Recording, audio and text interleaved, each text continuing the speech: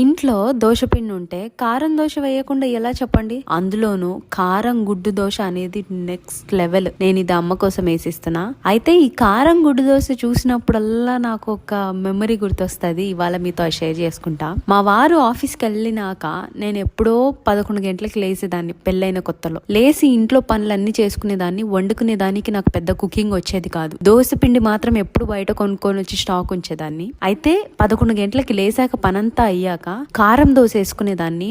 ఒక్క దోశలో 4-5 గుడ్లు వేసుకునేదాన్ని. అది దోశలాగా కాకుండా దిబ్బ రొట్టిలాగా తయారయ్యేది. అది ఎంత ఇష్టంగా ఇంట్లో ఒక్కదాన్నే కూర్చొని ఆస్వాదిస్తా తినేదాన్ని. మీకు నా తిండి గురించి తెలిసిందే కదా. అలా తినేదాన్ని. అలా కొద్ది రోజులు తిని తిని తిని ఒక దశలో నేను 52 కేజీలు ఉన్న నేను 62 కేజీలకు పెరిగిపోయినా. ఆ రోజు నుంచి కారం దోశ చూసిన ప్రతిసారి నాకు అదే గుర్తొస్తుంది. ఆ తర్వాత నుంచి కారం దోశ తినాలంటే చాలా ఆలోచిస్తాను.